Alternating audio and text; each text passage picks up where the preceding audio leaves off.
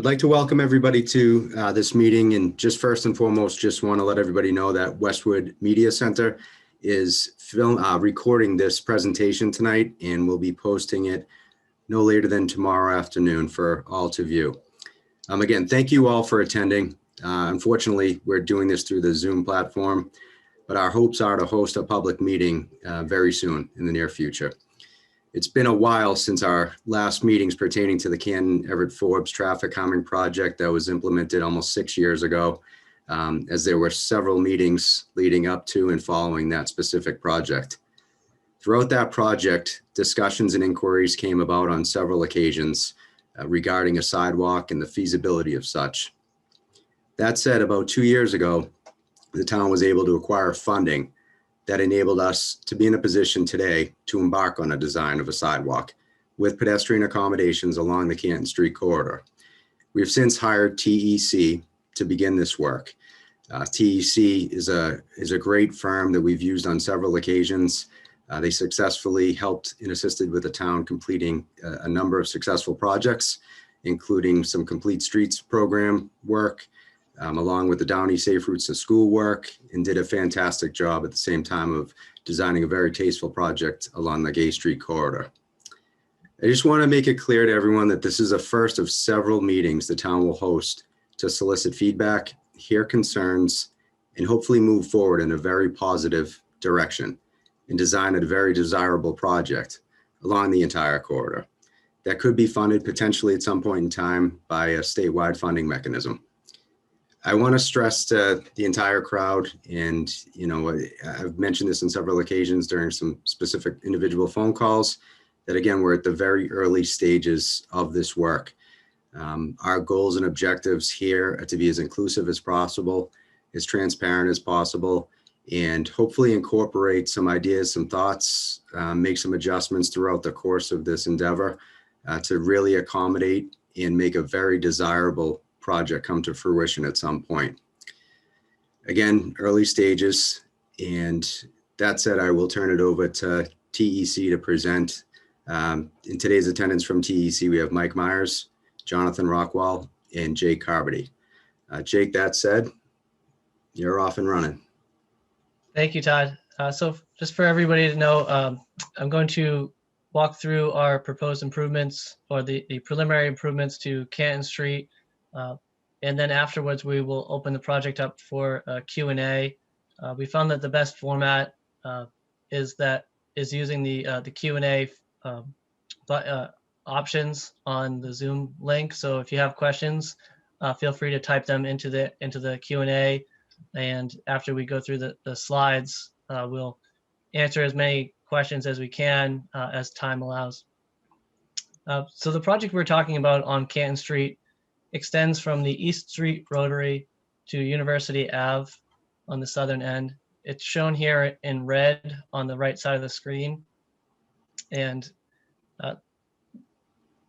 starting in 2019, we initiated the Mass DOT Transportation Improvement Program process, where we're trying to identify potential construction funding for this project, and then making sure that Mass DOT is in agreement with the project conceptually, and that the project would align with opportunities for construction funding through Mass DOT.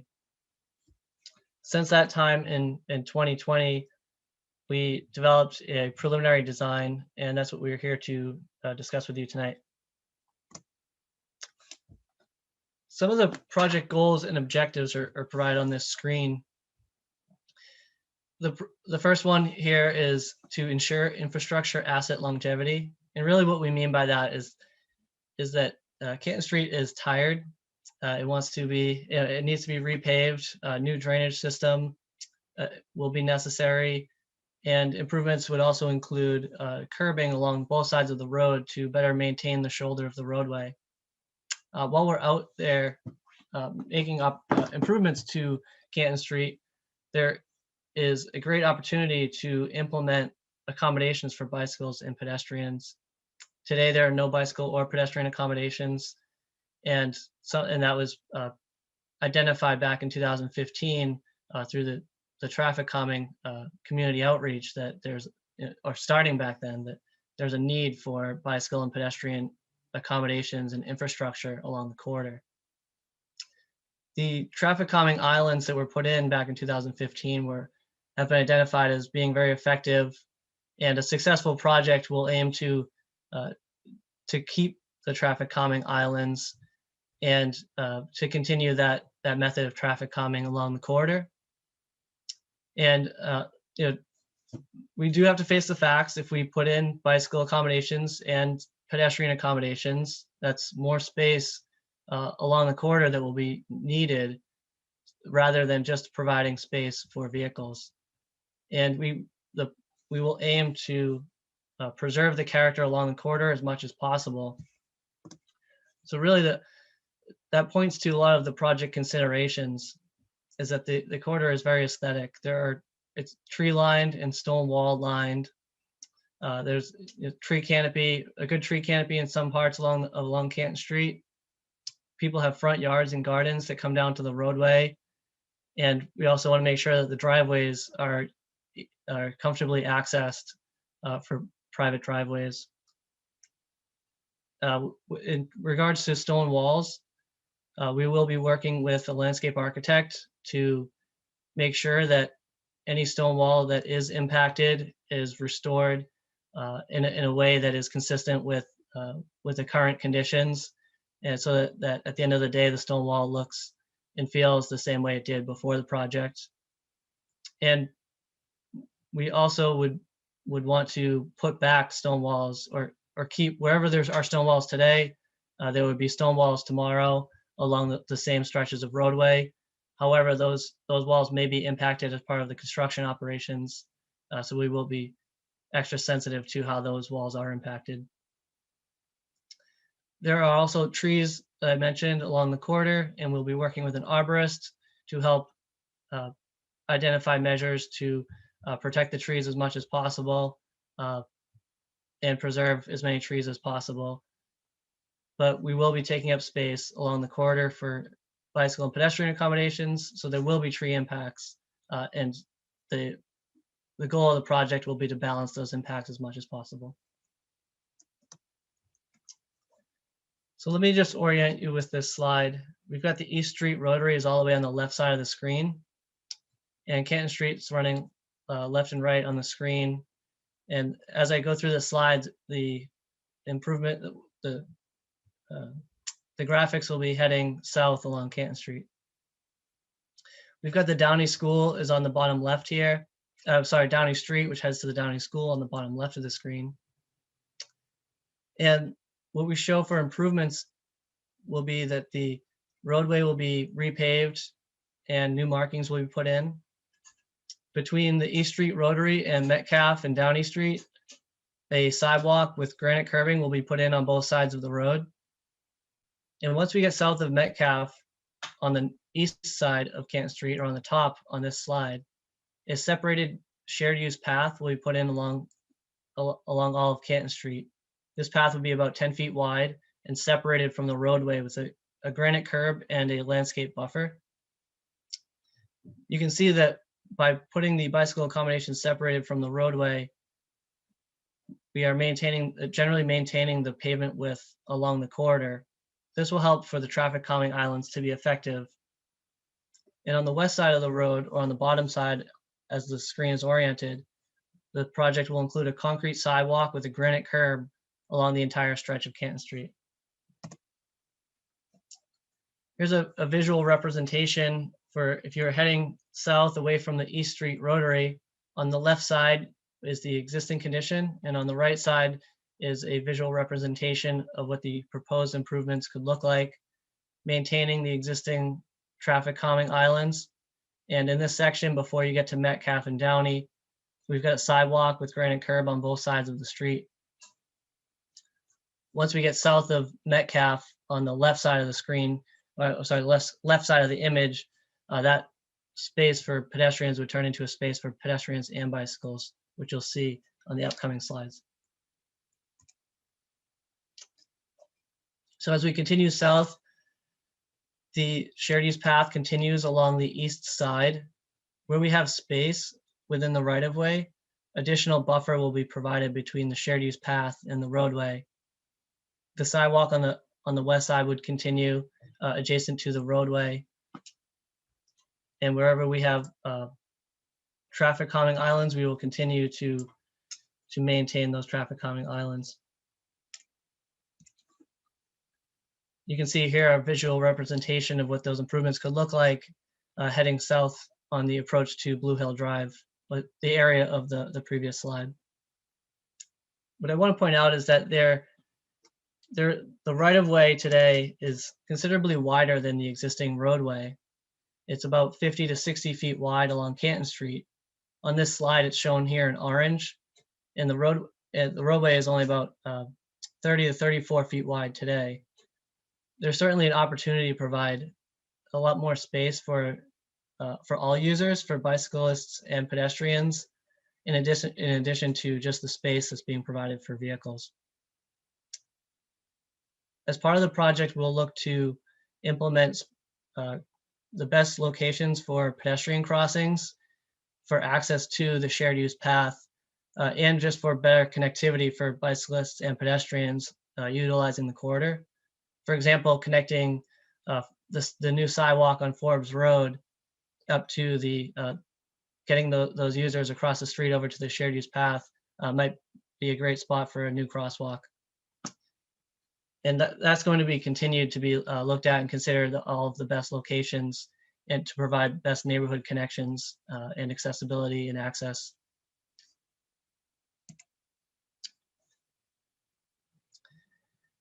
Something that you don't really see on these slides as we continue through are the drainage improvements. The existing roadway drainage system will also be upgraded as part of this project. And installation of a new drainage system really tears up an existing roadway in terms of all of the trenching and pavement repair. So that will all have to occur before the new pavement is put down and the sidewalks and shared use path are installed. And that would all be as part of this project. And you can see that on this slide, we have quite a bit more space between that orange right-of-way line and the existing edge of road. And utilizing a little bit more of that space, we can provide a better buffer between the shared use path and the roadway. It's been identified that if you can, the Mass DOT planning guidance has identified that the more buffer that is present, the more comfortable people feel on a shared path. And the more comfortable people feel on a shared path, the more folks that are going to use it. So the best success for that path will be making it as safe and comfortable as possible. A graphic representation of that previous slide in that area between Spellman and Aaron Road, you can see that the existing conditions shown here on the left of this slide, and then on the right is a graphic representation of what those improvements could look like, with the shared path on the left heading south and the sidewalk on the right. The shared path being separated from the road with some additional buffer as much as possible.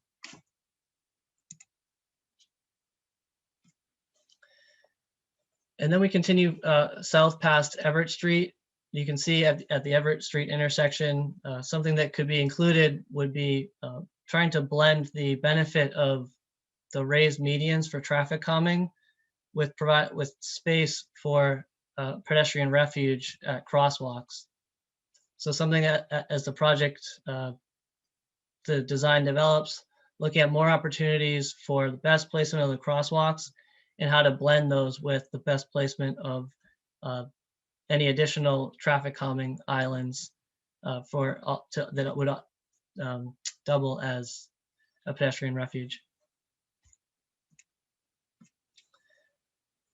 This area is starting to get up into the 500, 600 numbered houses. And what doesn't show on this plan is, what we take for granted is the steep hill that is coming from the high part of the hill is on the top of the page and coming downhill towards the bottom of the page. So that's going to be need extra attention during design to make sure that the impacts to the driveways and properties are appropriately balanced and sensitive to the topography on those front yards and driveways. You can see here the hill I was talking about on the left side of the existing conditions. You can see the hill coming down, and Canton Street really bisects the hill. On the right side, we've got the existing, the graphic representation. There's a lot of right-of-way, but we are also contending with the topography to get the proposed bicycle infrastructure and pedestrian infrastructure to be put in place. We're starting to, this section of the corridor is starting to get out of that residential area and into a bit of a commercial area. The shared path will continue on the west side, and the sidewalk will continue on the east side through this entire stretch, all the way up to University Ave. The sidewalk there's an existing railroad bridge, the last few hundred feet between the railroad bridge and University Ave, there is an existing section of sidewalk that would be reconstructed as a shared use path. And then the sidewalk that is on the west side, or on the bottom of the road on this screen, would be new and extend all the way up to the traffic signal. At the traffic signal, the equipment and pedestrian accommodations would be modified to better accommodate or best accommodate the new shared use path and the new sidewalk, and segue those facilities into the existing conditions at the intersection.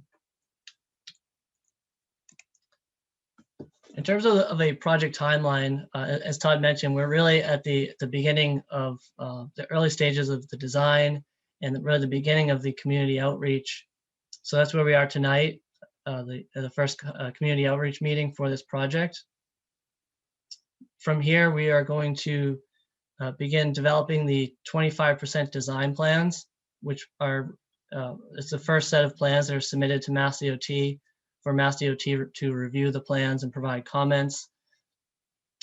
Following the 25% design, there will be Mass DOT will hold a 25% design public hearing later in 2021, and followed by the final design development, which will occur through 2022 and 2024. The construction start date will be dependent on when the project can receive funding for construction dollars. And really what I want to point out and reiterate what Todd mentioned is that on the bottom here, we show that the community participation phase is really going to occur throughout this project. And it's not just tonight, and it's going to be continued through the development of the design, so we can best accommodate and consider feedback with the community. So with that, I'd like to open it up for questions. If we don't get to your questions tonight, we will, there's an email address here. It's dpw@townhall.westwood.ma.us. So if you have any questions that you think of after the meeting, or if you don't think of them right now, feel free to send us an email. We would be happy to consider additional feedback following the meeting. And we're going to answer as many questions as we can.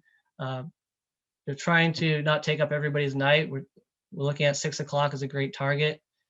And if we don't get to answering every question, we're going to post the questions with responses online after the meeting, so that really everybody can have their questions answered. So let me just get the questions open here. Jonathan, I'm not sure if you've had a chance to skim through any of the questions through that were coming in during the PowerPoint, or if there was any themes that we should jump into right away. Otherwise, I'm thinking we just go through, start right at the beginning. Yeah, I mean, a couple of themes that came up initially are with respect to the scenic designation for the corridor, and I think you touched on some of this in the presentation, but maybe if you can expand on it a little bit, just the measures that we're going to implement to ensure that the character of the corridor, the aesthetics, are maintained with the design as we're developing it and throughout construction as well. Yeah, as I mentioned, we will,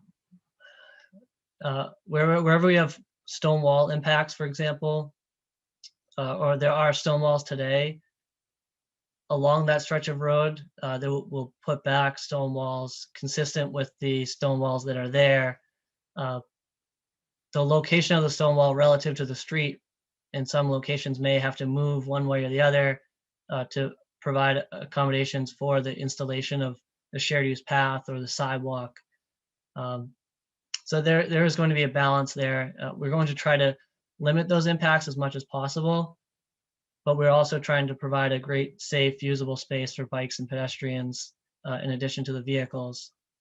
So we will be trying to balance those impacts. And we'll have the benefit of working with a landscape architect that specializes in this kind of stuff and making sure that we can specify the best construction methods to preserve the character of the stone walls. A lot of the character also might relate to existing trees along the corridor. We will have tree impacts, but we're going to work with an arborist and do the best we can to mitigate those impacts and minimize tree impacts.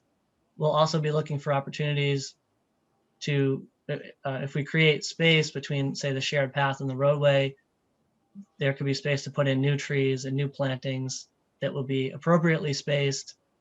And in time, those trees will grow and be hardy trees, and then there'll be also a shared use path and sidewalk mixed into the corridor. Let's see.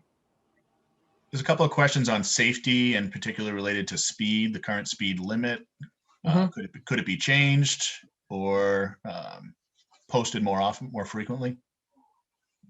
Yeah, it could be posted more frequently. The speed limit, there are signs out there for 30 and 35 miles an hour.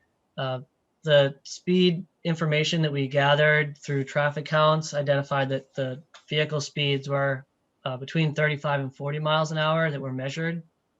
So we wouldn't be able to artificially change, we can't change the vehicle speeds without proof that cars are already driving at lower speeds. The speed limit is essentially set based on the speeds at which cars drive along the corridor. So we wouldn't be able to show that cars are driving slower and utilize a low speed limit sign to get cars to drive slower. However, by keeping the traffic calming islands, we hope that will help to maintain vehicle speeds where they are now, rather than without the traffic calming islands. It's also something that we considered in looking at the best placement for bicycle accommodations. Other traditional methods that people are probably more familiar with would be just putting 5 to 6 foot wide bike lanes that are paved and immediately adjacent to the vehicle travel lanes.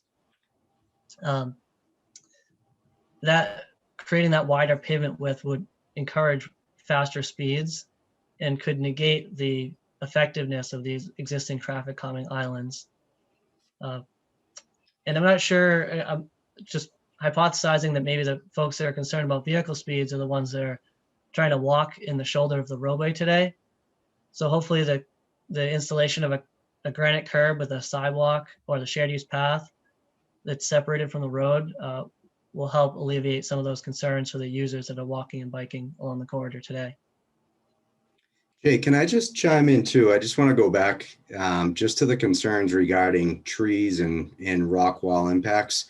As Jake had mentioned, we learned quite a bit going through the Gay Street sidewalk design process, and bringing in a tree arborist was key with respect to really just identifying the exact trees that would be impacted. And as we progress through design, we will be able to identify those. Whereas right now we're very much at that preliminary stage where we can't say specifically which trees would be impacted, but we can assure you as we get through the design and, we're able to, knock on wood, host our public meetings and sit down and meet and show specific trees and we would take it to the point where we would actually go out there and mark with ribbon if there were any further questions.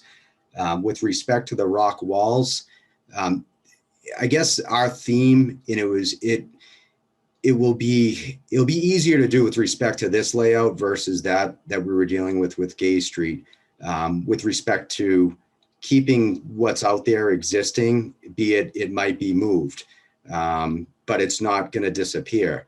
And these rock walls that have been there for years, we truly understand, and it does. It really supports the overall integrity of the road aesthetically, and it's our goal to make sure that they stay. Be it, again, they will be relocated in certain locations, and that too will be further identified as we progress through the stages of design. So there'll be clarity. It won't be, we're not just going to show up one day and just start moving things around, put it that way. You'll have plenty of opportunity to weigh in as far as specific locations, again, as we progress through the design. And one last thing on my end, it probably won't be the last thing, because I'm sure I'll chime in a million more times, but I'm seeing just a lot of questions too circulating regarding concrete and why concrete, and aesthetically it looks hard. It's like a hardscape. Well, we again used Gay Street design and incorporated a concrete, but there are several measures that you can take to not have it have that generic concrete appearance.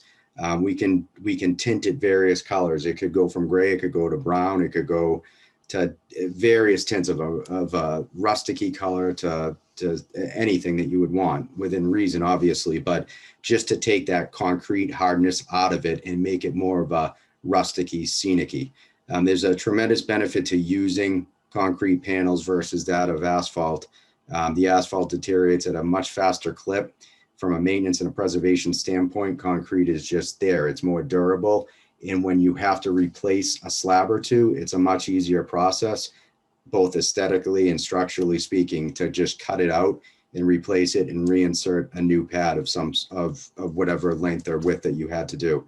And after a season, you wouldn't even know which slab you replaced. So rather than go with an asphalt material that's less durable, that eventually cracks and then requires more of a preventative maintenance routine to it, along with the aesthetic appearance of it once it starts to weather and deteriorate, it's much more beneficial to go with the concrete. And we certainly would love the input pertaining to tinting it or not, and obviously hearing concerns, even if we were to go that route. So those are just a couple of things initially I didn't want to forget to mention, Jake. Yeah, thanks, Todd, and feel free to chime in as much as you want. One question said, are utilities overhead? If so, would those be placed underground? Right now, the utilities are overhead, and the current plan is to keep the utilities overhead. However, the poles will be impacted in several locations. So a lot of the utility poles will have to be relocated to accommodate the project. But the project does not currently include putting the utilities underground. It's also a very significant cost, additional cost to the project that would not be, that wouldn't be funded by the Mass DOT TIP program that ideally would fund the construction of this project. So that would be something that the town would have to pay for if you went that route. Jake, there are just a couple of questions just to some of the dimensions people were asking for a little clarification. Yep.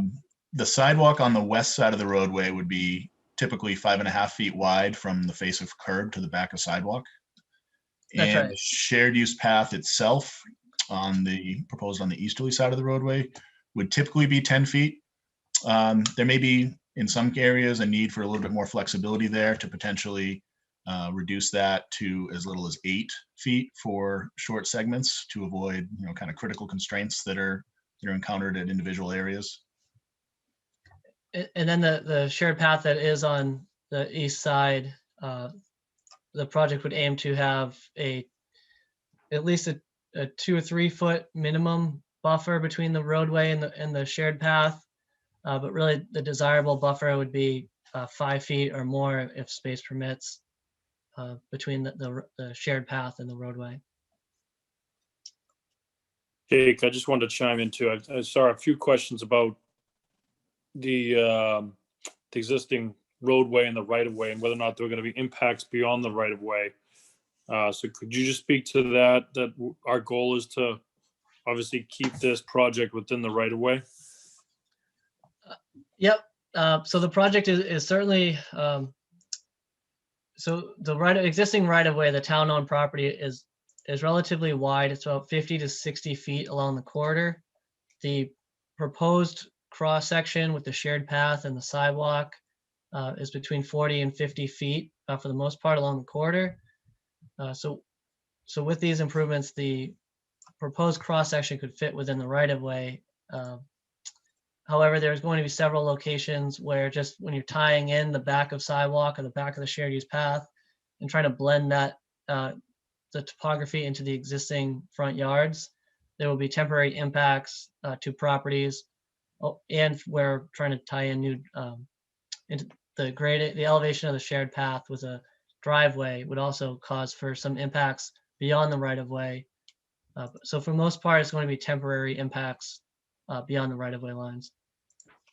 There may be, it's still early in the project. There may be certain spots where there might need to be a permanent impact, and that would have to be identified. And as Todd mentioned, it's not like we're just going to show up and do the work. There's going to be a lot of coordination with property owners, especially property owners that would have any impacts on their property. And I just have one other thing to weigh in on too. I'm seeing some questions with respect to the kind of the maintenance of both these infrastructure. And from the Department of Public Works standpoint, we would maintain these sidewalks and shared paths with respect to winter and snow removal.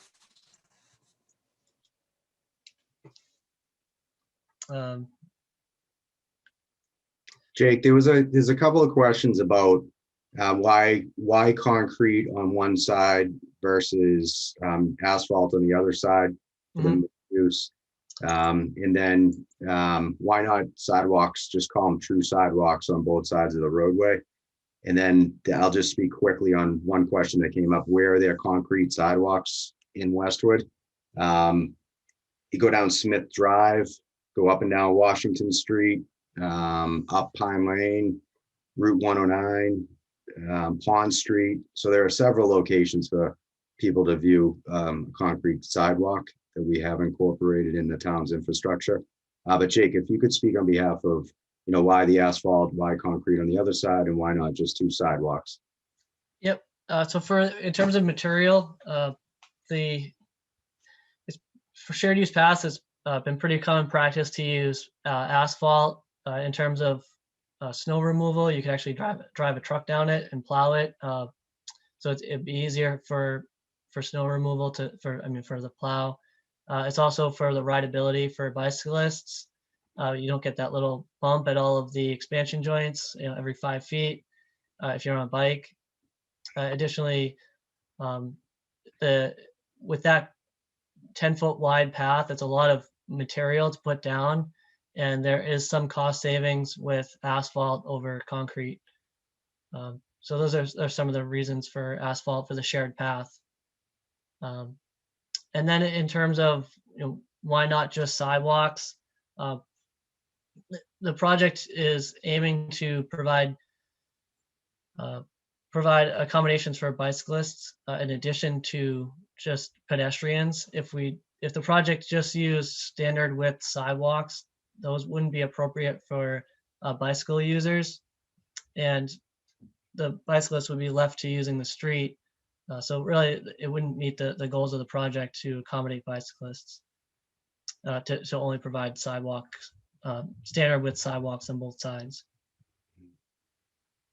And incorporating, our feedback and things that we all would like to see within this sidewalk, we do have to be careful because we are applying for state funds to fund the construction phase of this work. So we can't just go off script and start doing things that aren't in line with federal or Mass DOT guidelines.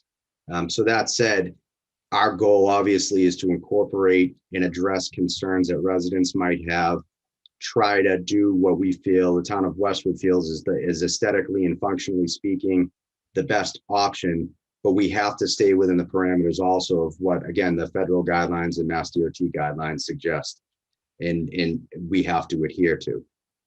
Again, this is something that we're, fingers crossed, hoping that the state views as a viable project from a construction standpoint and would support financially for the town. There was a question that came up regarding when is this getting voted on? And are we just going to, does this require a vote? I will say right now that the town secured funding to embark on where we are right now, getting us to that 25% threshold for design. And that was a pretty significant lift that was funded from another source that the town didn't have to come up with. That said, for us to progress and complete all of the design necessary and to move forward with the state progress, there will be an investment that the town has to make.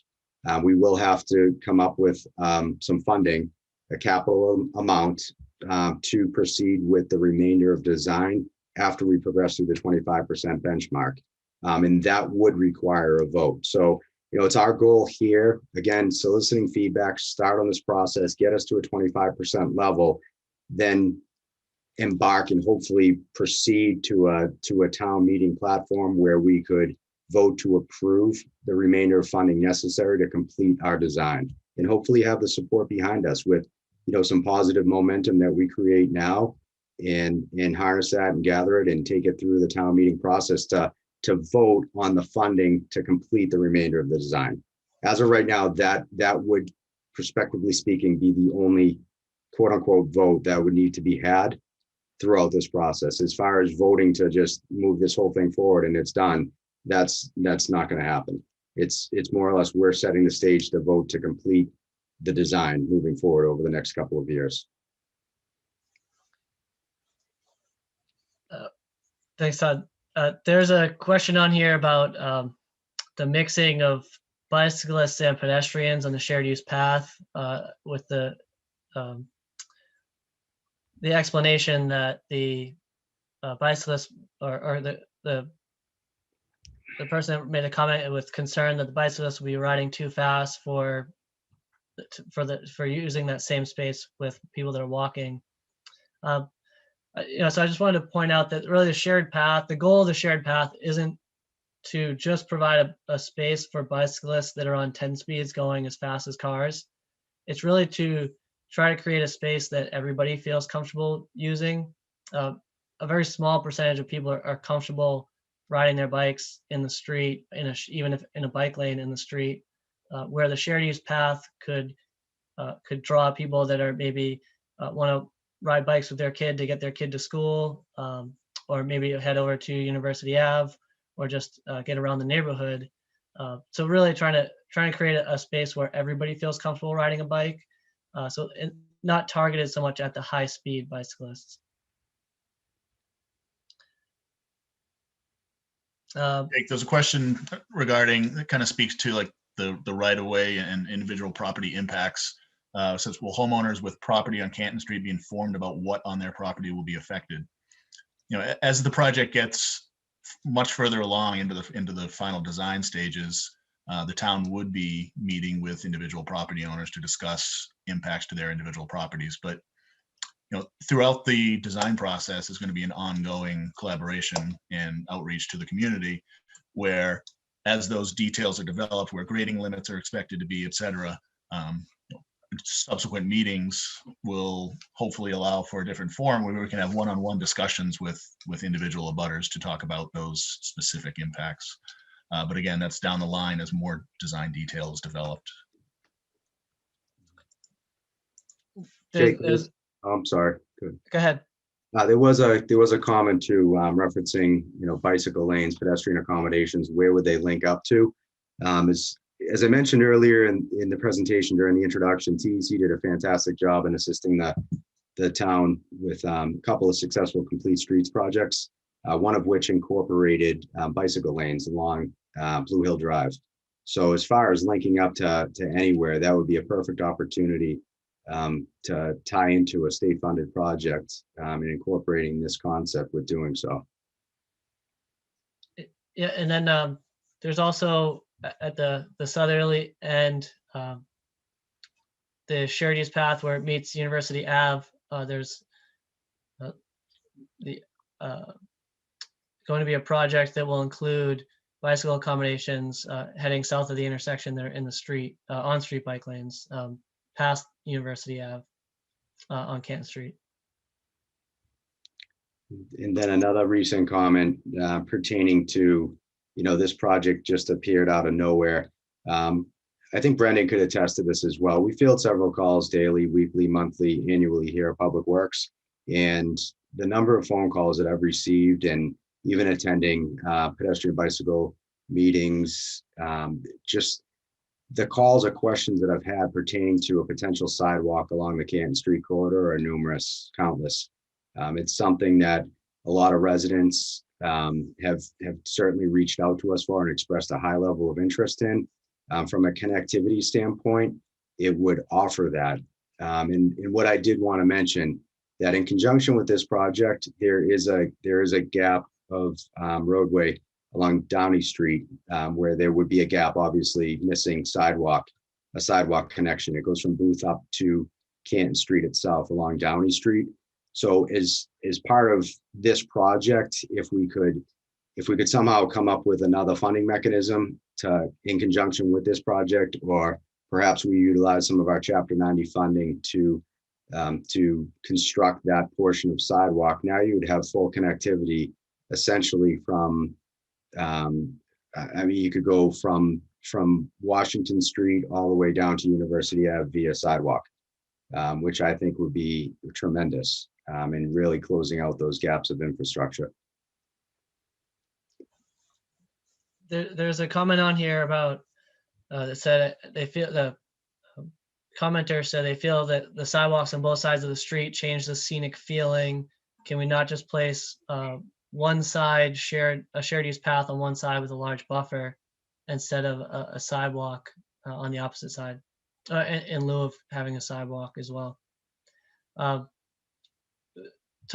Todd, you touched on this already. To be eligible for the funding, the project would need to meet Mass DOT requirements for which is one of those being Mass DOT's Healthy Transportation Initiative, which requires bicycle accommodations along the corridor and sidewalks on both sides of the street. So we would have to have the sidewalk for that reason. Plus the sidewalk along the west side will provide connectivity for side streets that are coming up to Canton Street where we don't have a crosswalk. Folks that might want to use a shared path can walk along the sidewalk and get over to the shared path at an appropriate crossing location. Or folks that don't want to cross Canton Street and live on the west side of Canton Street can utilize that sidewalk and benefit from having a sidewalk along that side of the street.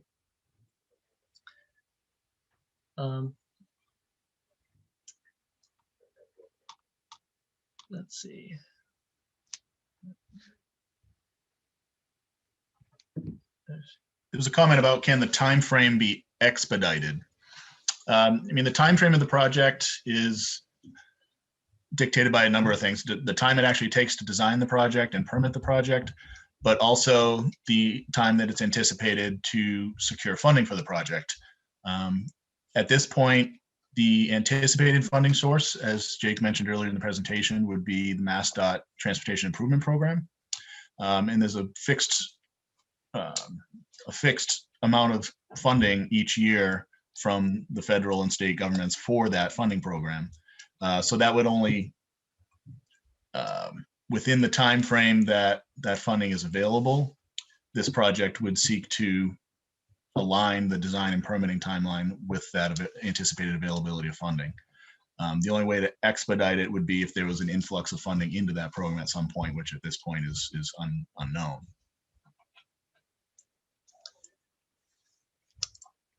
There's another comment on here that somebody said that I live on Everett Street and I bike and run. Can the shared use path be used to bike in the opposite direction?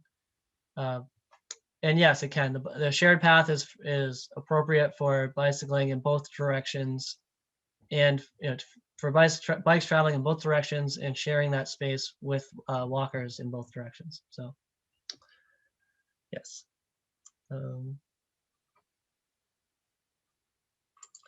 Somebody asked about the number of tree loss. We don't yet have that number. We're still in the very early phases of the project. That, as Todd mentioned, that's something that we will identify as the design develops.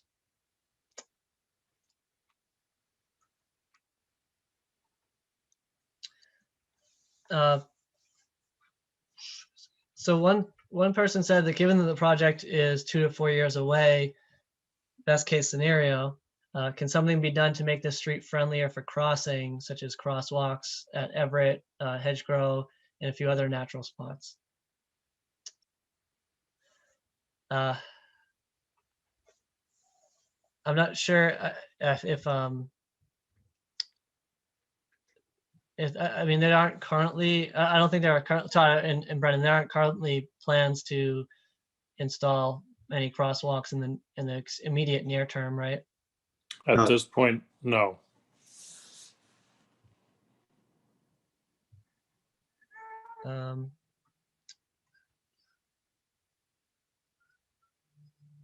Somebody asked about construction impacts, like when the project is under construction, asked if Canton Street will be closed or become one lane, one way.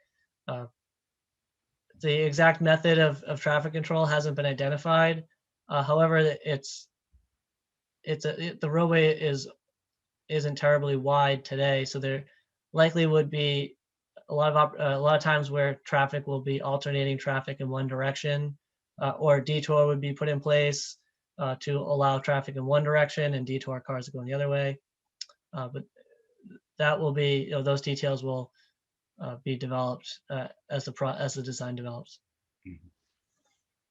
And Jake, again, from a town standpoint, there's a question, will the town reconsider doing this project if the majority of those affected were opposed to it? Once again, we have a certain amount of money to get us through a certain percentage of design. The remainder of design would require capital investment, monetary investment for us to pursue, which we would have to do through a town meeting platform. So it would require the support and endorsement from the select board members, from the FinCom, and obviously the general public during a townwide vote. So, it would be at that point that those that had concerns would voice their opinions, and it would just be essentially up to those members and the general public at that point if it went to a town meeting vote. And that would merely be just for design still. There are more questions about how much would the state fund. That's TBD. Our goal obviously would have 100% of the construction be funded through the state program. But that said, there's no guarantees or sureties of that. We just have to do our due diligence and take it step by step, very incrementally and inclusively with the public. And again, hope to maintain a level of support that could at least complete a very successful design and pursue a state funding if that is the direction that the community wishes to go with. There's a comment on here that says, please consider putting sidewalks on the opposite side of stone walls to protect the trees and to keep the existing trees in the buffer between the shared path and the roadway. Somebody questioned if there will be crossing lights at the crosswalks. The crosswalks will definitely have warning signs, and whether they also include, there may be locations where it would be appropriate to put rapid flashing, push button controlled rapid flashing signs, which some folks may have seen, where the sign has a little strobe light when you push the button, and improve awareness of pedestrians. But it's something that would have to be considered and vetted and see what's most appropriate depending on the exact crosswalk location. So it's still early, but those details will be developed. Okay, there's a question on, will it be the residents' responsibility to pay for the reconstruction of the stone wall? I think depending on where the stone wall is located, it'll be handled differently, whether it's within the right of way or beyond the right of way, and it's impacted by the project. I mean, it's early to say whether, federal funding cannot cover the reconstruction of walls for aesthetic purposes, but the project would seek to relocate any walls and reconstruct them similar to the existing condition in conjunction with the project, and not put a burden on homeowners. The intent of the project is not to put a burden on the homeowners and to have the walls replicated to the extent they can be to accommodate the shared use path. But there may be some flexibility along certain abutting properties given, Jake, you said the right of way is between 50 and 60 feet, correct? Yeah, there might even be some spots where it's wider, but yeah, but for the most part, 50 to 60 feet. So that may allow for some flexibility to locate the shared use path behind the stone walls, existing stone walls, and reduce or minimize impacts to certain stone walls in some areas as well.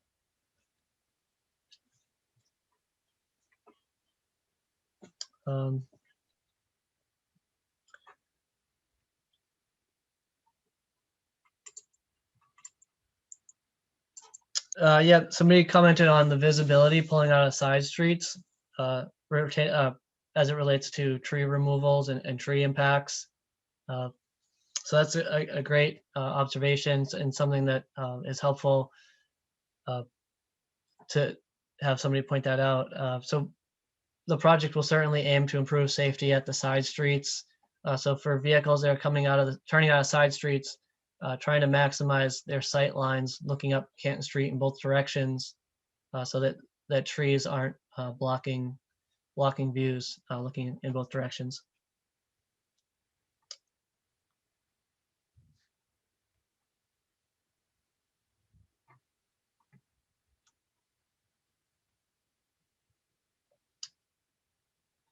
I think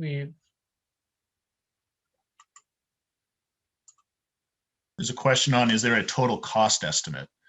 I think preliminary estimates at this point, with healthy contingencies given the uncertainty in the timing of the funding, indicate that the construction cost for the project would be on the order of $7.5 to $9.5 million. And that would, there's multiple components to that as well: utility relocation costs, temporary traffic control during construction, police details. Those things all factor in, as well as contingencies on top of the actual construction cost estimate.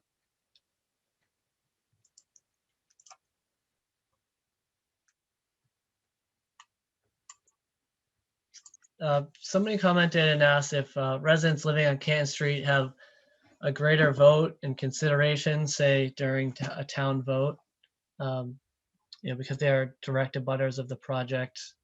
I think that there will definitely be a lot of coordination with the direct abutters, as we acknowledge that it's your front yard and your properties that that the project abuts. But really, the project is also trying to create a space that can be in a facility that can benefit the whole community along Canton Street.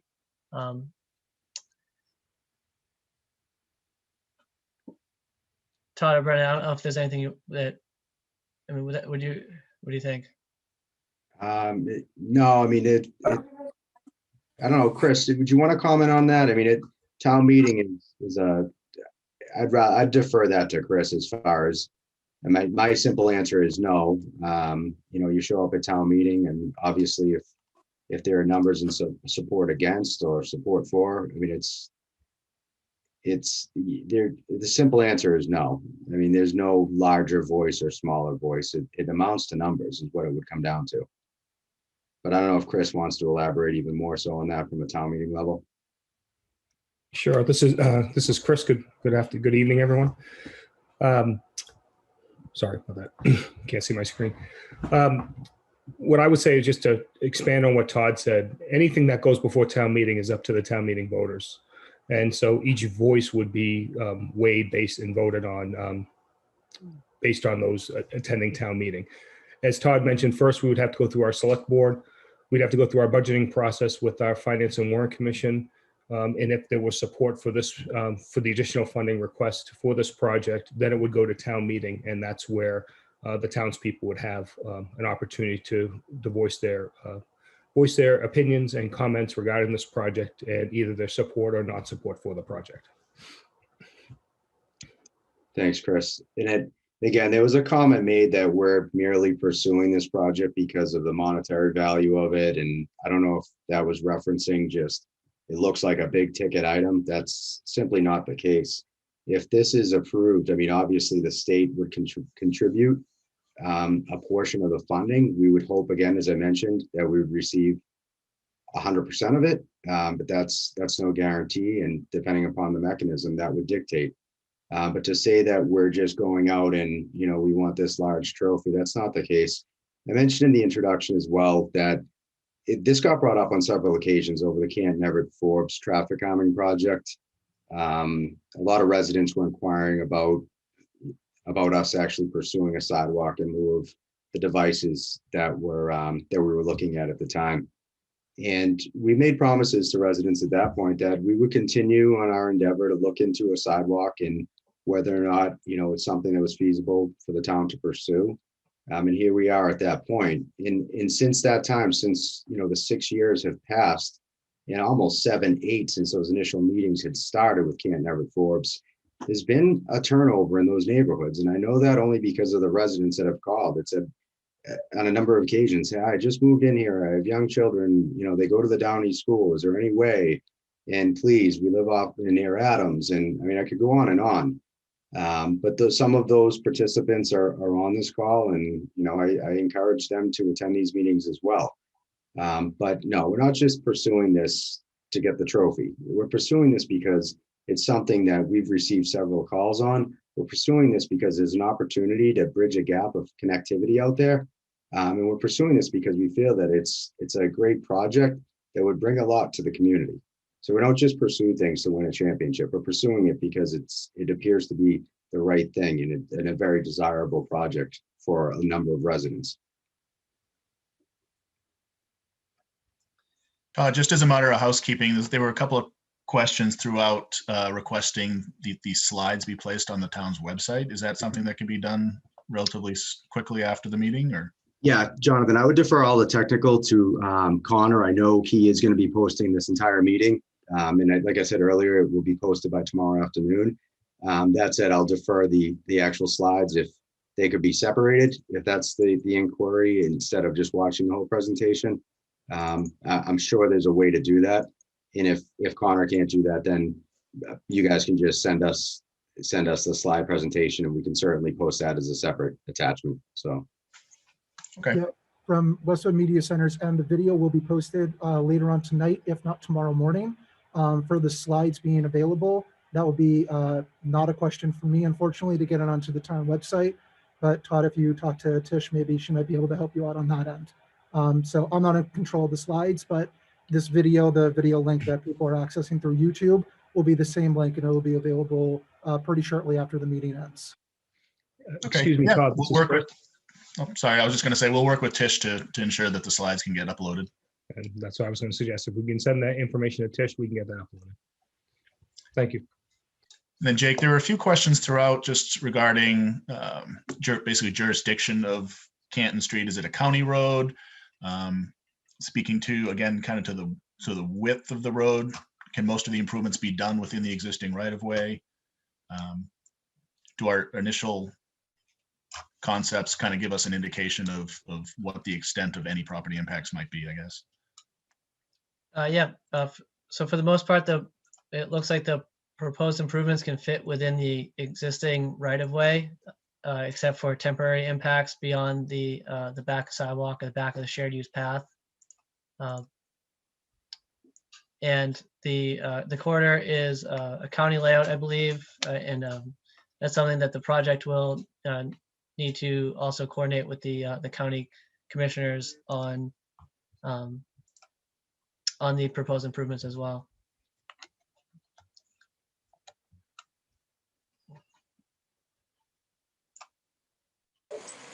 And then I think it's also worth noting there's been several comments on here of just people saying like, this is great, pumped about a sidewalk, thrilled to have a sidewalk, live on Canton Street, happy to have a shared path. And there are some positive comments on here, which is nice and I thought it'd be worth sharing that. So thank you. Jake, there's a question on, can the shared use path be used to bike in the opposite direction? The shared use path is almost like having two sidewalks, one on each side.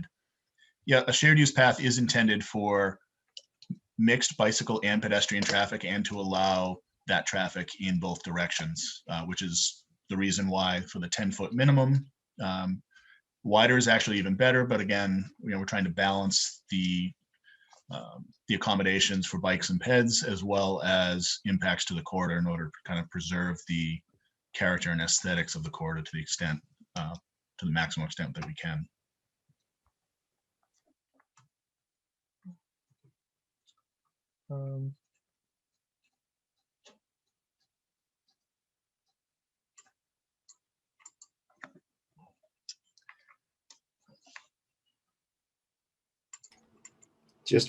I saw one last question here is, could other funding sources be used to expedite the project, then refunded when the state funds are available? That's another to be determined. I mean, our goal right now is just to really get through these early stages of design and then progress through, hopefully, a final stage of design. And then at that point, if there are programs that are offered that could incrementally get us to a successful completion or at least get the ball rolling, then we would certainly take advantage of those. But just right now, it's way too early in the game to say, hurry up, let's go. It's not fair to the abutters. It's not fair to the residents that have an expressed interest in this project. It's not fair to the entire community to go about a rush job. And that's not how we operate. If anybody on this call right now is involved with the Gay Street sidewalk design, it took over 2 years. And be it, there are no definitive plans for that sidewalk to come to fruition anytime soon.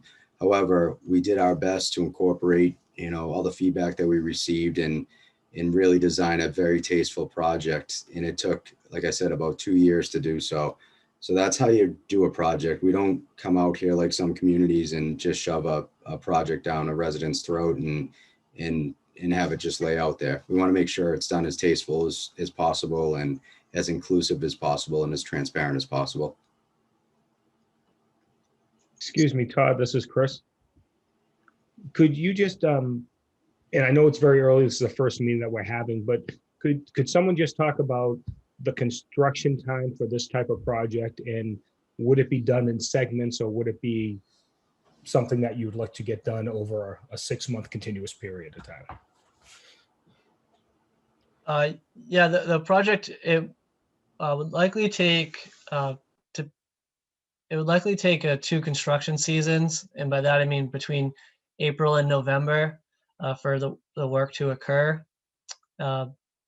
So, and the way that essentially the road crew typically will work on certain segments on different parts of the corridor. There's not going to be a construction vehicle covering all 2 miles of the project at once. So there won't always be construction vehicles in front of your house, say if you live on Canton Street.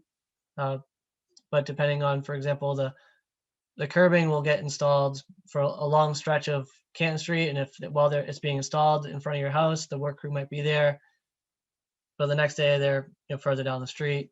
And then as the drainage comes through, a similar situation where depending on the phase of the work, it's going to be continuously moving around along the corridor.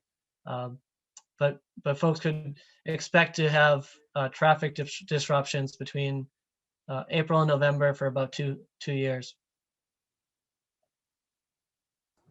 Thank you.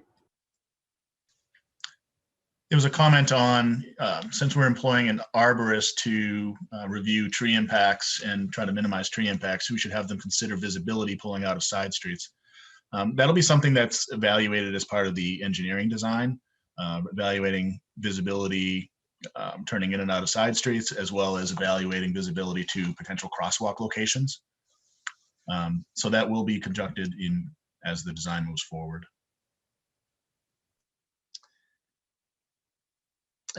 We're starting to get past the 6 o'clock time. Just I think it might be appropriate we could post all the questions that we got with responses, unless you guys have anything else to add. No, that's fine, Jake. I just want to thank TEC and all the residents that attended. And it's obviously a very unconventional way to carry out a meeting, but for the sake of at least embarking on this and soliciting our initial feedback, it's unfortunately the only platform that we have available today. But that said, it looks as though, and knock on wood, that we hopefully will be able to host a public meeting in person in the near future. And I never thought I'd look forward to sitting in the Downey cafeteria with a public meeting, but I truthfully am, and would really love to sit down and have, face-to-face contact with individuals, especially pertaining to this project. So moving forward, our timeline, Jake, I don't know if you just want to give a recap of where we'll be in the next, upcoming months, and as far as a rough timeline for another meeting, hopefully in public or in person. Yeah, right now, so over the next few months, the design will prepare the 25% design for Mass DOT to review. That goes into Mass DOT, and they look at it for about a 3 or 4 month window before and then following that would be a Mass DOT's formal design public hearing that gets scheduled, which we anticipate would be in the fall of this year, so later in 2021. And we haven't identified yet any interim outreach methods, but we have, we've provided an email address so people have questions and comments. And I think it would be safe to say that the DPW would be reach out to people who have properties that would be potentially impacted by the project as well in the interim. Great. Thank you, guys. Again, thank you to TEC, to Mike Myers, to Jonathan Rockwell, and Jay Carberty, Brendan Ryan, our Assistant Director, and Chris Coleman for joining us tonight. And, in closing, like Jake said, we're here. And by no means is this project, you're not going to wake up tomorrow and see an excavator out in front of your house. This is going to be a long process, but again, very inclusive, very transparent throughout the entire process. And hopefully we can progress towards a positive outcome. If there are any questions at all, the email again is dpw@townhall.westwood.ma.us. And you can certainly contact us here directly if you have anything that you'd like to discuss over the phone line.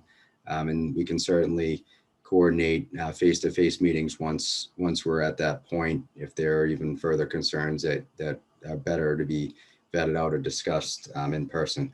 But again, thank you very much. And Connor from WestCat, thank you very much for filming. And anyone who wants to recap the meeting tomorrow, as Connor said, by tomorrow morning, I guess it'll be posted. So thank you very much for attending.